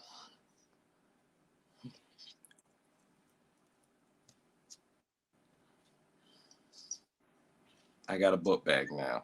There. You host Hmm? it. It's there. You host it. Somebody, I ain't got it tonight, buddy. Oh, you boss. All the single ladies, all the single ladies, all Y'all the fuck me single up with ladies, this all the fucking single jokes and ladies. shit. Man, that's part of it, man. You got to be able to roll with the punches and still be able to roll, man. It's hard work, ain't it? I know, Question one, never pick this time. I wanted to ghost this whole fucking situation. Which brings us to the next topic. Is ghosting considered to be immature? Should a person just disappear from their partner's life without saying a word? Quick response. I would say it depends on the level of relationship you are with this person. Yeah, I say it's like how long you known them, how long you been with them, and shit like that. Like what type of bond y'all have. If y'all on some one night shit, it don't matter. Like it's expected to be on some one night, all right, boom. But if y'all on some, y'all been together for years, and one day you just diss a fucking pill, I think that's on some other type of shit. That's on some foul type shit. But it's people out there to do it. So I mean, like, I also think like it's also situational. Because I mean, if a female's in a situation and she's been abused for years, and then she just can up and escape one day, that ain't immature. That's her saving her life. So I mean, that's a form of ghosting. I guess the dude could look at it as ghosting, but in her situation, she's saving her life from an abusive situation. So I mean, I guess it's situational, but on the large scale, looking at ghosting, just like motherfuckers in a situation, they just leaving each other. So yeah, I was gonna I'm this nigga said I'm a serial ghoster. I think I am too. What up, Greg? You. I was going to say also yours is more extreme version of mine, but it would have to be if it's a long relationship, it would have to be what was the disrespect that had me ghost you in the first place? Because you know what the fuck you did. I don't think I have to explain it. And at this point, every time I try to explain it, we're having an argument, we're doing something like that. If it gets to that situation or whatever, and we just gotta or whatever, and there's no having a conversation with reason or trying to have a resolve or anything like that. We're just basically talking to each other just to respond back. Basically, we're not even trying to hear each other or whatever. Yeah. At this point, yeah, you know what the hell you did. It just, like I say, it just depends on the level of disrespect. In certain situations, yeah, I'm gonna go ahead and put down this whatever it was, and then in a text or talk to you for the one last time and call it a day. But on some real shit, I don't mind disappearing. Because you already know what you did. I would say it's real simple for me. If I ghost you, I already told you I was done. I already said don't call, like I don't want to be with you, or I don't want to talk to you anymore, or I don't take my work, and then I'm gone. And I'm gonna block your shit because I don't like if I don't want to hear from you no more, then I don't want to hear from you no more. Like it's very clear. It ain't like I think people oftentimes though will call something ghosted just because they won't ready to be done. But if I tell you I'm ready to be done, I mean that shit. I'm done. And I have the right as a person to not deal with anybody I don't want to deal with. I don't have to continue to have conversations with you or hear from you if that's not something that I want to do. That's why we have these buttons on social media and on our phone. I can block the fuck out of you and be done with it and go on by my life. Because I told you I was done. My job, my obligation, unless we are, especially if you're not like, oh, you my wife for years and we've been like, man, if you don't get the fuck on, like I said, look, this is what I need. I'm done. So I'm done. That means in all ways, I'm done. I'm very clear. You might interpret it however you want to, but the word done means finito, to a conclusion, over, no longer a thing that is existing. So we are done. So that means all communication is done. And I'm cold. I'm a Capricorn. When I ghost, like I'm not talking to nobody. Hey, don't do that. No, I just ain't been on our email. That's don't do that. You know that. You know you want to spot. I just ain't been on the email communication period. So I've been struggling. Yeah, man. Like it is what it is. Like I'm out of here. And yes, pho is not fancy. That shit is just fucking noodles with some beef and shit in it. I'm tired of people acting like pho some goddamn highfalutin ass meal. It's fucking noodles. I had that shit when I was a kid. Chop a boiled egg or a hot dog up in that shit. Some people like to put cheese in it. It's fucking oodles and noodles. I don't care if it's shrimp, oodles and noodles, or oriental. It's still oodles and noodles. God damn it. We eat no oodles and noodles and noodles. Just oodles and noodles. That's all that shit is. I'm tired of that. And you right. Yeah, I'm sorry. Side note. But yeah. I'm glad somebody else feel me out there, Brad. Yeah. Like I'm tired of them motherfuckers calling this new shit like it's so special. We going to get pho today. So you going to get some fucking noodles and noodles, nigga? You going to get some Mauritian ramen? Oh, on pho with them. You going to get a pack of chicken noodles? Top ramen. It's just oodles and noodles. Maruchan. After school every day. I know I know oodles and noodles when I see it. You ain't about to you ain't about to throw some chopsticks in some shit and try to make me not know what the fuck I'm seeing. I'm fucking oodles and noodles, bitch. That shit costs anywhere from 10 to 30 cents a pack, depending on the store you get it from and what inflation look like. You ain't about to sell me no damn $20, $30 for no goddamn oodles and noodles because you done chop some onions and some chicken up in it. I got chicken at the crib. Make my own goddamn noodle. Noodle. That's all this shit is. Yeah, go ahead. I'm folding it. Oh man. Here's my question. Who the fuck thinks that's immature to ghost people? That's the question. Ghost. So I can avoid the motherfucker.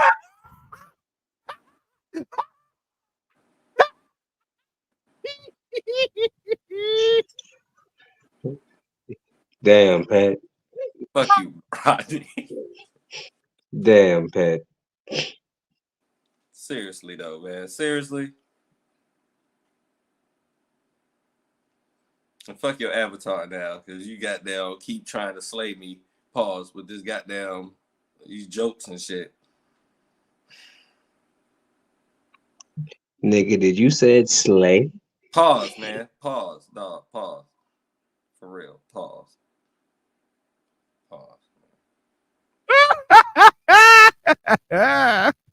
But yeah, slay is another word for murder. Murder is another word for killing. And I'm gonna segue the fuck into this goddamn next one. Nigga, only nigga that care mercy say slay.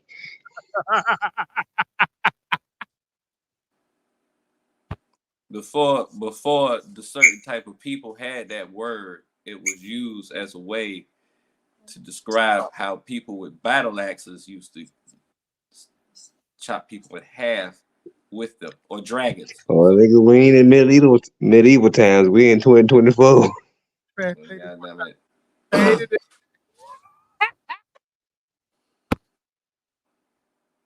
hate y'all. Fucking hate Oh, 2 snaps in a circle ass. y'all. Fuck you, face. Oh shit, nigga, that shit is funny as hell, nigga. No, it's not. It's not. It's detrimental to my goddamn self-esteem. Just call it fuck.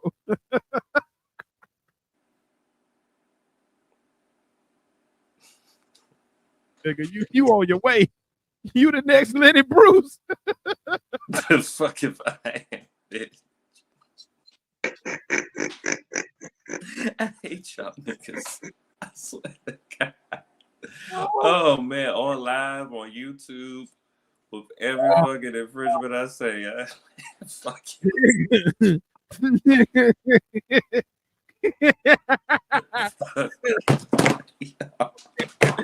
Anyway, man, fuck it.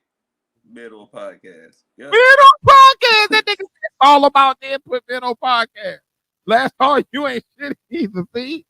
See? Sorry, man. No hanging fruit.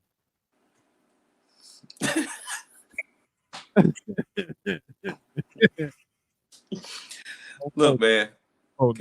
Killer Mike wants some Grammys. He won a lot of them. I don't give you time to get whatever the fuck is in your eye out your eye. I can't hear a damn thing you say. Go ahead. Just go ahead. Oh. Remember, I'm not the host. I'm not necessary to go second.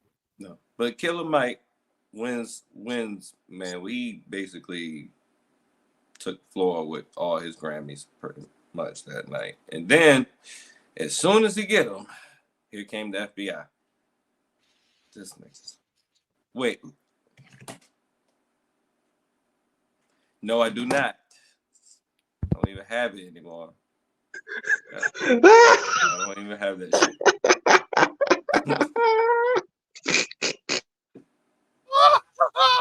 God damn.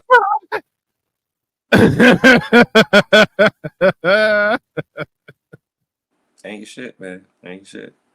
But I get my revenge. Don't say shit. Don't say I'm mean. Don't say nothing. I don't want to say shit. I don't even give a fuck about it. Say feed us the chat.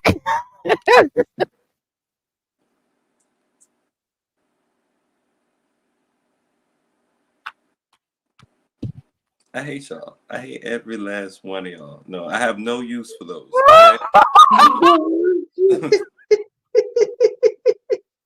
And you, as my friends, y'all allow this shit. That's the terrible thing. It's not us saying it. It's just them. You have them. Hey man, you know I'm all about the comedy, man. At my expense, at your expense, and the baddest expense, these jokes is funny, nigga. That's all right. It's okay. Y'all ain't shit though, for real. Nigga, oh my God, man. Y'all just don't be up here enough so I can find things to joke on y'all about. Mace Windu, last call. I don't carry no merch.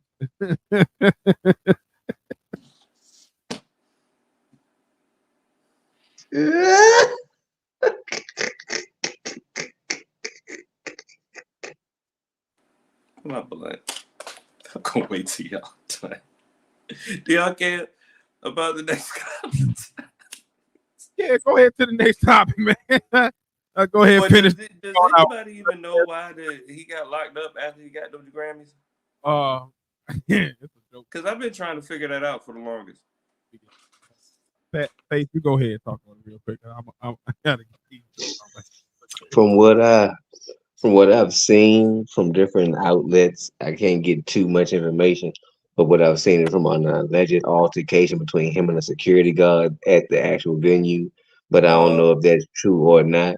But I could see it being heightened security at any award show after the alleged slap a few years ago. So I mean, I could see that, but That's to a why. certain extent, That's why Stephen. don't even get to bust my main bubble like that.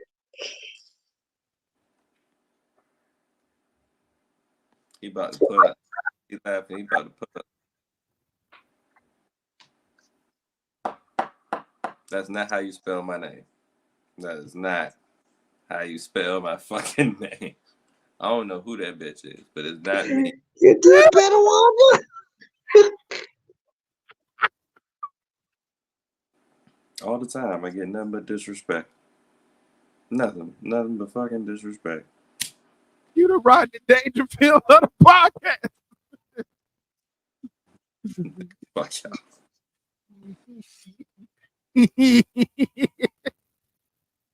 Well, at least I found out why. That makes sense. So I'm like, why the fuck did the FBI come get them? And why the fuck these niggas keep trying to play with my name and shit on this fucking podcast right now? This nigga called me Padawanda. Nigga, fuck you.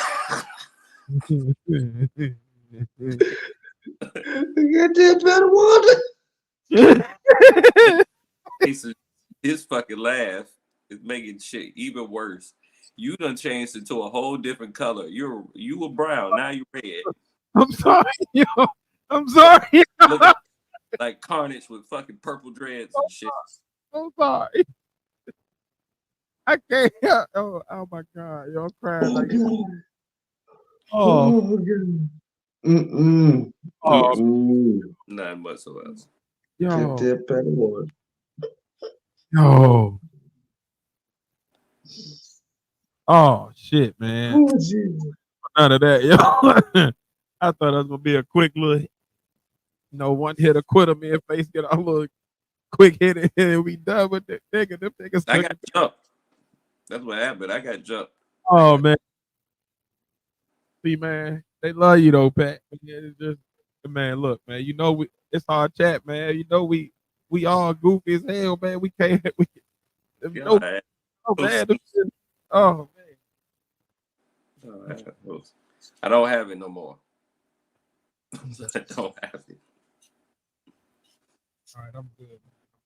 No, I haven't. I'll find something else to put everything in. Well, Killer Mike, I don't know what happened, but the only thing I can think is he's a black man that talks about a lot of real political shit. I know that those black men are usually the ones that get incarcerated at a high rate. I don't know exactly what happened because I didn't even hear as much as Faith did with like altercation with security, and I didn't even know that was the thing that was floating around. But whatever it is, you know what I'm saying? Free Killer Mike, I hope he's good because he's a dope individual, and like a lot of the platforms that he stands on are very much so in service of the people. He's not one of the artists that's like super superficial. Actually, most of the stuff is genuine, at least seems genuine. And he's involved in a lot of political activism. So I would like to see him, continue to be able to do that freely, having to worry about coming to pick up an award and getting hauled off. But I really do feel like for something like that, it might have just been let's make an example of this guy because he has these political stances. Now he's winning this award. Let's take him down a peg. Yeah, I still believe in buck breaking and trying to. Yeah, you done got all these awards at our award show and shit. Now we got to do something to. Yeah, you winning a little too much. Let's knock him off. You didn't endorse the president we want to be president on Bill Maher, and I don't like that. So we got to get you on something right now, pretty much. I also like to address the disrespect, the Killer Mike disrespect. First of all, youngin, just because y'all don't know nothing about an artist, that serves to let you know how much you know about music. especially some of y'all that listen to this music now or whatever, y'all serve y'all to know that he's probably one of the pioneers of some of the shit that y'all listen to now. If And he's that. one of the best cohesive works out, like as far as complete albums with a cohesive theme and like, relevant subject matter and just good rapping. He was definitely like The only one. nothing I can say that he doesn't deserve that the awards he got. Like, you Like, know, the people that were as good or had good albums as well, but his album was like a very good body work, and it was one of the few albums that I actually purchased and listened to. like the albums that sound like movies, like they sound like a soundtrack or whatever. Like it just sounds like this type of story, and it's up to you to turn like, even through like old school when they just had like little skits in between or something like that, and it didn't seem like it go with anything else. They just put it in behind the song or whatever, but it still gave you that atmosphere of where they were at and stuff like that. Like if you can put me in your world or whatever, that's always the best type of albums to me. And they're usually the ones that always prevail at the end of the day. So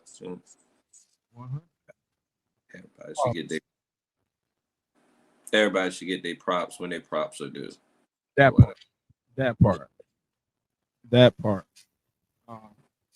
So what did we learn tonight, fella?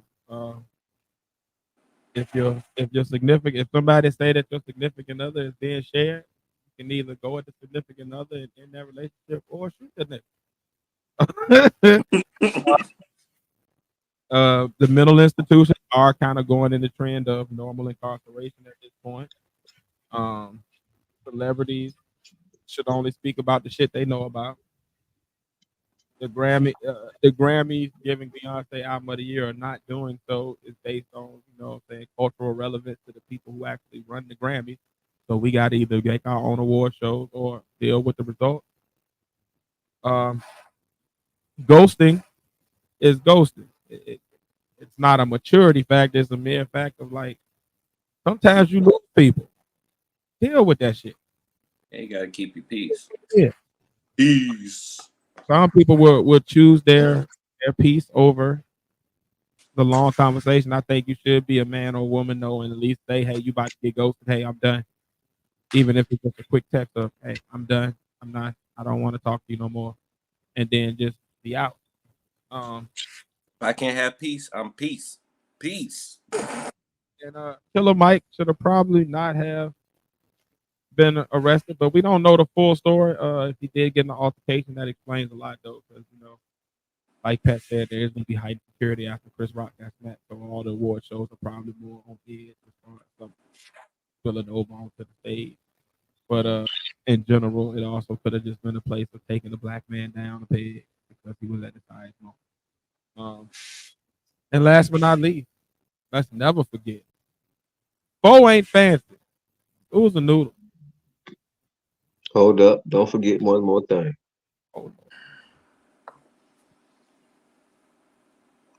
That Pat wears man bags and says things like Slash. Boy got stretched bad.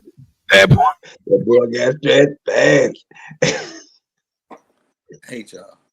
I hate y'all. One more lesson. I hate y'all. That's why I hate him. That's exactly why I hate him. Man.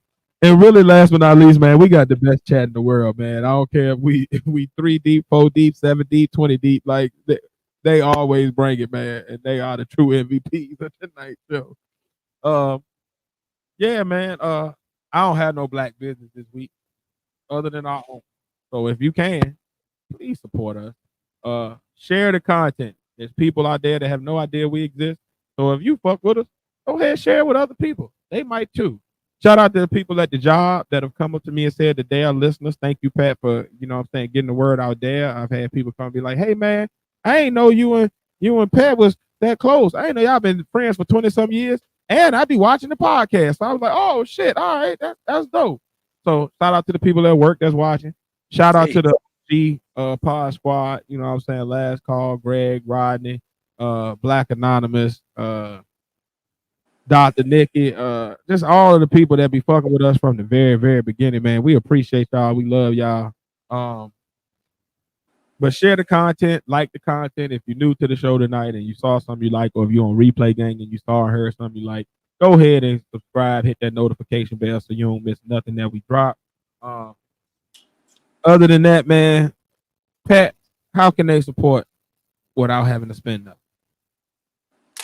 At THEPODNAS, @ THEPODNAS. That is pretty much majority of our social medias: Instagram, Twitter, TikTok, Twitch. I'm missing one. Yeah, got that. And on Facebook, Tis Face Pat are the partners. But and those are the social medias that we are on. And support on all of that. We do engage with our community. We do actually respond back. We will, if you say something, we will respond back and have a conversation with you. So the conversation doesn't have to stop here. We continue it throughout the week. So engage. Make sure you follow or subscribe on all of those platforms. And if you are willing to spend money, if you do want to actually donate and help support us making the content and providing this every week, Faith, how can they better support financially? What's the best way for them to support financially? Well, you can take your fingers and go on over to rtradeclothing.com. It's rtradeclothing.com, rtradeclothing.com. ARTRE clothing.com. Nope, not spelling clothing, but all the percentages off when you go to the page. So, hey, win-win. Just got to figure out how to spell clothing. But once again, rtradeclothing.com. Go to the store. Indeed. And it's the only place you can get any Podnas merch. We got Podnas socks, hats, shirts, hoodies, sweatsuits, mugs. The hoodies are awesome.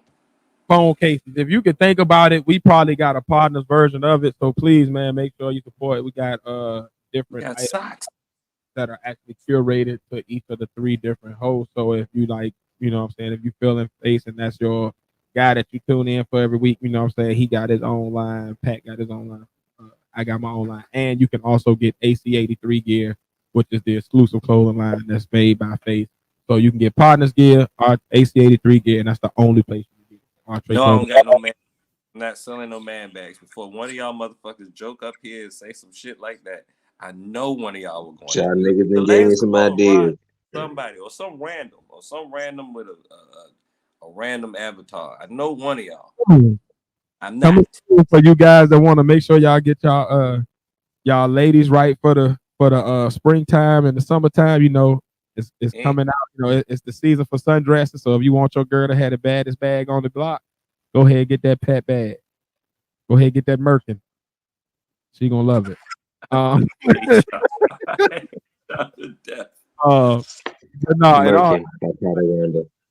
If you want to support financially and you're not looking for merch, or you already got all your merch and you just want to support financially, always, donate to the PayPal or Cash App that you see down below. That's $Podnatiz1 or the Podnas Podcast at gmail.com if you're supporting through PayPal. You can also sign up for $4.99 to be a member on our Spotify page if that's the format that you listen to. So always do that. And we also have a buymeacoffee.com page. Just go to buymeacoffee.com/the Podnas. You can donate anything as little as $1 on up. So yeah, man, those are the ways you can support Black business. In other words, support us. Thank you. We appreciate it in advance. And we need money. Yeah. And as always, man, I've been 1/3 of the Podnas. Your boy Ted. And I'm along with. I'm the other third of the partners. I don't have no motherfucking man bags. It's the Padawan here. And I've been along with Lord Face is gonna say some fucked up shit. I just know it. But yeah, I am, goddammit. I am. You're along with Face in the place. He put the band bag in his closet to hide that bitch. Yeah. Thank y'all for coming here. Y'all could have been anywhere else. Fuck you, Face. But y'all here with the Podnas. Indeed, man. And hey, man, we love y'all. We appreciate y'all for pulling up with us and having this conversation. Full episode will be out on Thursday. So if you missed the live tonight, you're going to have to wait until Thursday to see it again. But it will be on all major podcast platforms as soon as Sunday night. Otherwise, Check out the clips, the shorts, everything else we drop during the week, man. We love y'all. Appreciate y'all for pulling up. And hey, y'all. Drop a video of me joking somebody's breath and mustiness. Hey, y'all. Fuck y'all.